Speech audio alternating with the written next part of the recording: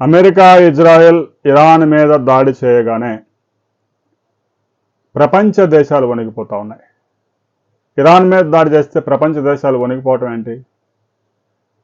అదే అక్కడే ఉంది ఈ యొక్క యుద్ధతంత్రం.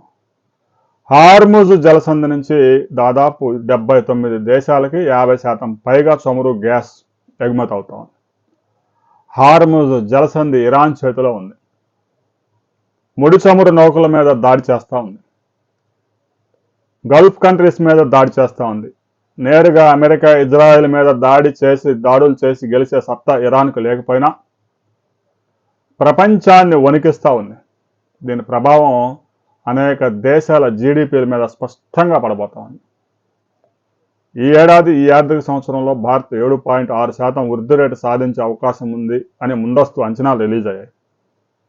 ఇప్పటికే వారం రోజులు దాటిన యుద్ధం మరి ఎన్ని రోజులు కొనసాగుతుందో తెలియకపోవడంతో తాజాగా ఇక్కడ ఒక నివేదిక రిలీజ్ చేసింది. 7.6% వృద్ధి కొనసాగే అవకాశాలు ఎట్టి పరిస్థితుల్లో లేవు. ఈ యుద్ధం ఎన్ని రోజులు కొనసాగుతుంది అనే దాని మీద జీడిపి తగ్గే అవకాశాలు స్పష్టంగా ఉన్నాయి. ఇది 7.2కైనా తగ్గొచ్చు, 6.8 కూడా పడిపోవచ్చు యుద్ధం కనుక సుదీర్ఘకాలం జరిగితే. ఇక ఫిజికల్ డెఫిసిట్ అయితే 2.2% దాటిపోయే ప్రమాదం ఉంది అనే హెచ్చరికలు కూడా జారీ చేసింది. ఇది కేవలం ఒక భారతదేశానికి సంబంధించిన వ్యవహారమే కాదు. ప్రపంచంలో 150 దేశాలు ఈ యుద్ధానికి ఎఫెక్ట్ అయ్యాయి. ఎందుకంటే చాలా దేశాలు చమురు గ్యాస్ దిగుమతి మీదే ఆధారపడి ఆ ఇండస్ట్రీని కానీ ఆ యొక్క జీడిపిని కానీ నడుపుతా ఉంది. భారతదేశం అయితే 85% చమురు దిగుమతి చేసుకోవాల్సిందే, 80% పైగా గ్యాస్ దిగుమతి చేసుకోవాల్సిందే. రాబోయే కొద్ది రోజుల్లో కనుక యుద్ధం కనుక ఆగకపోతే దేశ జీడిపి మీద తీవ్రమైన ప్రభావం పడే అవకాశం ఉంది.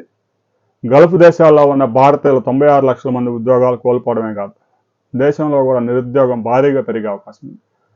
గల్ఫ్లో ఉన్న ఉద్యోగులు భారతీయులు ఒక్కసారి కనుక ఇంటి ముఖం పడితే దేశంలో పెద్ద ఎత్తున తీవ్రమైన ప్రభావం పడే అవకాశం ఉంది. ప్రతి సంవత్సరం ప్రతి ఏడాది గల్ఫ్ నుంచి భారతదేశానికి 14 లక్షల కోట్ల రూపాయల విదేశీ మారక ద్రవ్యాన్ని భారతీయ ఉద్యోగులు, కార్మికులు అక్కడ కష్టపడి భారతదేశానికి పంపిస్తూ ఉన్నారు. వారంతా ఇంటి ముఖం పడితే భారత వాణిజ్య లోటు కూడా తీవ్రంగా పెరిగే అవకాశం ఉంది. ఫారెక్స్ నిల్వలకైతే ప్రస్తుతానికి ఇబ్బంది లేదు, కానీ సుదీర్ఘకాలం యుద్ధం కొనసాగితే మాత్రం భారత ఆర్థిక వ్యవస్థ తీవ్రంగా నష్టపోయే ప్రమాదం ఉంది. దీనికి సంబంధించి ప్రతి ఒక్కరూ మీ అభిప్రాయాలు కూడా కామెంట్ రూపంలో టైప్ చేయండి.